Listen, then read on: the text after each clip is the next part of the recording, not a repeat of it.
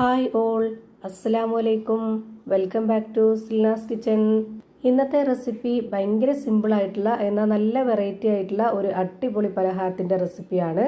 മുട്ട വെച്ചിട്ടാണ് ഇന്നത്തെ നമ്മുടെ പലഹാരം തയ്യാറാക്കി എടുത്തിട്ടുള്ളത്. കുട്ടികൾക്കും വലിയവർക്കൊക്കെ ഒരുപോലെ ഇഷ്ടാവുന്ന നല്ല അടിപൊളി ടേസ്റ്റി ആയിട്ടുള്ള പലഹാരമാണ്.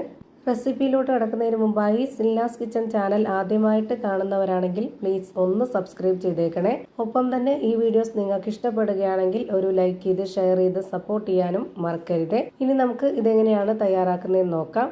ആദ്യം തന്നെ ഇതിലേക്കുള്ളൊരു മസാലക്കൂട്ടാണ് തയ്യാറാക്കിയെടുക്കുന്നത്. അതിനായിട്ട് സ്റ്റവിലേക്ക് ഒരു പാൻ വെച്ച് കൊടുത്തതിന് ശേഷം ഫ്ലെയിം ഓൺ ആക്കി കൊടുത്ത് കുറച്ച് ഓയിൽ ഒഴിച്ചു കൊടുത്തിട്ടുണ്ട്. ഓയിൽ നന്നായിട്ടൊന്ന് ചൂടായിട്ട് വരുന്ന സമയത്ത് ഇതിലേക്ക് ഒരു സബോളയും ഒരു തക്കാളിയും കട്ട് ചെയ്തത് ഇട്ട് കൊടുത്തിട്ടുണ്ട്. ഇനി ഇതിലേക്ക് ഒരു ഉരുളക്കിഴങ്ങും ഒരു പകുതി ക്യാരറ്റും കൂടെ ഗ്രേറ്റ് ചെയ്തത് ഇതിലേക്ക് ഇട്ട് കൊടുത്തിട്ടുണ്ട്. ഗ്രേറ്ററിൻ്റെ ചെറിയ ഹോളിലിട്ടിട്ട് ഒന്ന് ഗ്രേറ്റ് ചെയ്തിട്ടാണ് എടുത്തിട്ടുള്ളത്. ഈ ഒരു മസാലക്കൂട്ട് തയ്യാറാക്കി എടുക്കുമ്പോൾ എത്രത്തോളം ചെറുതാക്കി എടുക്കാവോ അത്രയും നല്ല ടേസ്റ്റും കാണാൻ ഒരു ഭംഗിയൊക്കെ ആയിരിക്കും. പിന്നെ ഇതിലേക്ക് കുറച്ച് കറിവേപ്പിലയും മല്ലിയിലയും കൂടെ ഇട്ട് കൊടുത്തിട്ടുണ്ട്. ഇനി ഇതിലേക്ക് വെളുത്തുള്ളി ഇഞ്ചി ചതച്ചതാണ് ഇട്ട് കൊടുക്കുന്നത്. ഒരു 2 അല്ലി വെളുത്തുള്ളിയും ഒരു ചെറിയ കഷ്ണം ഇഞ്ചിയും ചതച്ചതാണ് ഇട്ട് കൊടുത്തിട്ടുള്ളത്. ഇനി അടുത്തതായിട്ട് പൊടികൾ ഇട്ട് കൊടുക്കാം. അതിനായിട്ട് ഞാൻ ഇതിലേക്ക് ഒരു നുള്ള് ഗരം മസാലപ്പൊടി, ഒരു 1/4 സ്പൂൺ അളവിൽ പെരിഞ്ജീരകപ്പൊടി, മഞ്ഞൾപ്പൊടി, 1 സ്പൂൺ അളവിൽ മുളക് പൊടി, ആവശ്യത്തിനുള്ള ഉപ്പ് ഇത്രയും ഇട്ട് കൊടുത്ത ശേഷം ഇനി ഇതെല്ലാം നല്ലപോലെ ഒന്ന് ഇളക്കി യോജിപ്പിച്ച് കൊടുക്കണം. ഈ പലഹാരത്തിന് വേണ്ടിയുള്ള ഈ ഒരു മസാലക്കൂട്ട് ഒരുപാട് അങ്ങ് വെന്ത് കുഴഞ്ഞു പോകരുത്. നമുക്ക് ചെറുതായിട്ടൊന്ന് കടിക്കാനൊക്കെ കിട്ടുന്ന പരുവത്തിലാണ് ഇത് റെഡിയാക്കി എടുക്കേണ്ടത്. അതുകൊണ്ടാണ് മസാലപ്പൊടിയും എല്ലാം കൂടെ ഒന്നിച്ചിട്ടതിന് ശേഷം നമ്മൾ ഇതിനെ അടച്ചു വെച്ച് വേവിച്ചെടുക്കുന്നത്. ഒരു 5 മിനിറ്റിന് ശേഷം ഇത് തുറന്ന് നോക്കുമ്പോഴത്തേക്ക് ഈ ഒരു പരുവത്തിൽ റെഡിയായി കിട്ടിയിട്ടുണ്ടാവും. ഇത്രയും മതി. ഇനി നമുക്കിതിൻ്റെ ഫ്ലെയിം ഓഫ് ചെയ്ത് കൊടുക്കണം. ഇനി അടുത്തതായിട്ട് ഞാനിവിടെ ബാക്കി വന്നിട്ടുള്ള ചപ്പാത്തിയാണ് എടുത്തിട്ടുള്ളത്. ഇങ്ങനെ ബാക്കിയായ ചപ്പാത്തി ഇല്ലാന്നുണ്ടെങ്കിൽ നമുക്ക് സാധാരണ ചപ്പാത്തിക്കൊക്കെ മാവ് കുഴച്ചെടുക്കുന്ന പോലെ കുഴച്ച് പരത്തി ഇതുപോലെ എടുക്കാവുന്നതാണ്. അങ്ങനെ ചെയ്യുകയാണെന്നുണ്ടെങ്കിൽ ഗോതമ്പ് മാവിലോ അല്ലാന്നുണ്ടെങ്കിൽ മൈദ മാവിലോ ചെയ്തെടുക്കാം. അത് ഓരോരുത്തരുടെ ഇഷ്ടത്തിനനുസരിച്ച് ചെയ്തെടുക്കാം. അതുപോലെ സ്പ്രിംഗ് റോളിൻ്റെ ഷീറ്റിൽ വേണമെങ്കിലും ഇതേപോലെ ചെയ്തെടുക്കാവുന്നതാണ്. ഞാനിവിടെ ചുട്ടു വെച്ചിരുന്ന ബാക്കിയായിട്ടുള്ള ചപ്പാത്തിയാണ് എടുത്തിട്ട് അതിൽ ചെയ്തെടുക്കുന്നത്. അതിലേക്ക് ആദ്യം കുറച്ച് മൊസറല്ല ചീസ് ഇട്ട് കൊടുത്തതിന് ശേഷം നമ്മൾ ഉണ്ടാക്കി വെച്ച മസാലയും ഇട്ട് കൊടുത്തിട്ട് പുഴുങ്ങിയ മുട്ട എടുത്തതിന് ശേഷം ഇതുപോലെ ഒന്ന് കട്ട് ചെയ്തിട്ട് ഒരു ഭാഗത്ത് വെച്ച് കൊടുക്കുക. എന്നിട്ട് വീണ്ടും അതിൻ്റെ ഈ ഒരു ഭാഗത്തും കൂടെ ഇതുപോലെ ഒന്ന് കട്ട് ചെയ്ത് വെച്ച് കൊടുക്കുക. മസാലയൊക്കെ ഇതുപോലെ നന്നായിട്ടൊന്ന് ഒതുക്കി വെച്ച് കൊടുക്കണം. നമ്മൾ ഈ ഒരു ഷേപ്പിലാണ് ഇതിനെ റെഡിയാക്കി എടുക്കുന്നത്. എന്നിട്ട് ഈ ഒരു മുട്ടയുടെ മുകളിലേക്ക് കൂടി കുറച്ച് ചീസ് ഇട്ട് കൊടുത്തതിന് ശേഷം നമ്മളിതൊന്ന് മടക്കിയെടുക്കാനുള്ളതാണ്. മടക്കിയെടുക്കുമ്പോൾ ഇതിനുള്ളിലുള്ള ആ ഒരു ഫില്ലിങ്സ് ഒന്നും പുറത്തോട്ട് പോവാതിരിക്കാൻ വേണ്ടിയിട്ട് കുറച്ച് മൈദപ്പൊടി വെള്ളത്തിലിട്ട് കലക്കിയെടുത്തതിന് ശേഷം ഇതുപോലെ ഈ ഒരു ചപ്പാത്തിക്ക് ചുറ്റും ഇതുപോലെ ഒന്ന് ബ്രഷ് ചെയ്ത് കൊടുക്കുന്നുണ്ട്. ഇങ്ങനെ ചെയ്തിട്ടെടുക്കുമ്പോൾ നമ്മളിതിനെ മടക്കി കൊടുത്താലും ഒട്ടിയിരുന്നോളും. അല്ലാന്നുണ്ടെങ്കിൽ ഇതിനുള്ളിലുള്ള ആ ഒരു മസാലയൊക്കെ പുറത്തോട്ട് പോകും.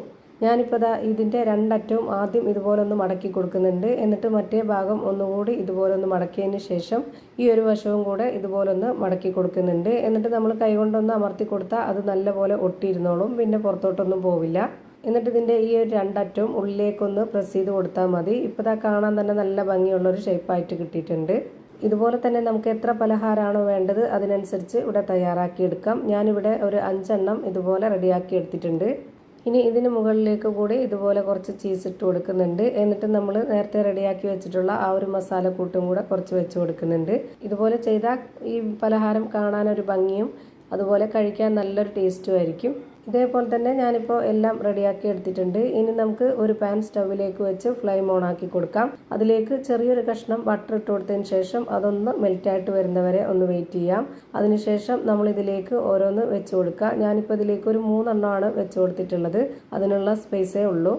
ഇനി നമുക്കിതൊന്ന് അടച്ചു വെച്ച് കൊടുത്തതിന് ശേഷം ഒരു 5 മിനിറ്റ് നേരത്തേക്ക് ഒന്ന് വേവിച്ചെടുക്കാം. അപ്പോഴേക്ക് ആ ഒരു ചീസൊക്കെ നന്നായിട്ട് മെൽറ്റായിട്ട് വരികയും അതേപോലെ തന്നെ ആ ഒരു മുട്ടയിൽ മസാലയൊക്കെ നല്ലപോലെ പിടിച്ച് വരികയും ചെയ്യും. അപ്പോൾ ഇത് കഴിക്കാനും നല്ലൊരു ടേസ്റ്റാണ്. ഇപ്പോൾ ഒരു 5 മിനിറ്റ് സമയം കഴിഞ്ഞിട്ടുണ്ട്. ഇനി നമുക്കിതൊന്ന് തിരിച്ചിട്ട് കൊടുക്കാം. തിരിച്ചിട്ട് കൊടുത്തതിന് ശേഷം ഒരുപാട് സമയത്ത് വേവിച്ചെടുക്കരുത്. ഒരൊറ്റ മിനിറ്റ് നേരം മാത്രം ഇതൊന്ന് തിരിച്ചിട്ട് വീണ്ടും അടപ്പ് കൊണ്ടൊന്ന് അടച്ചു വെച്ചിട്ട് വേവിച്ചെടുക്കാം. ഇതേപോലെ തന്നെ നമ്മൾ എത്ര എണ്ണമാണോ വേവിച്ചെടുക്കാനുള്ളത് അത്രയും വേവിച്ചെടുക്കുക. അതുപോലെ ഇത് ബട്ടറിൽ ചെയ്തെടുക്കുന്ന പോലെ തന്നെ നെയ്യിൽ വേണമെങ്കിലും ചെയ്തെടുക്കാം. അതുമല്ലെങ്കിൽ ഓയിലിലും ചെയ്തെടുക്കാം.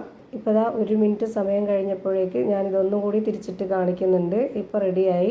ഇനി നമുക്കിത് ഓരോന്നോരോന്നായിട്ട് എടുത്തു മാറ്റാം. ഇതുപോലെ തന്നെ എല്ലാം റെഡിയാക്കി ഒരു പാത്രത്തിലേക്ക് മാറ്റിയിട്ടുണ്ട്.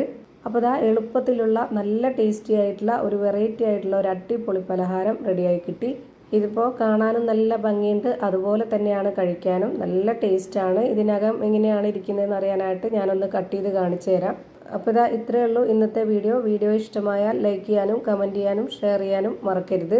ഞാനിടുന്ന വീഡിയോസ് നോട്ടിഫിക്കേഷനായിട്ട് കിട്ടുന്നതിന് വേണ്ടി സബ്സ്ക്രൈബ് ചെയ്ത് ബെല്ലൈക്കൺ അമർത്തി അതിൽ ഓൾ എന്ന ഓപ്ഷൻ എനേബിൾ ചെയ്ത് കൊടുക്കാനും മറക്കരുത്. പുതിയൊരു വീഡിയോയുമായി വീണ്ടും വരും. Thank you for watching.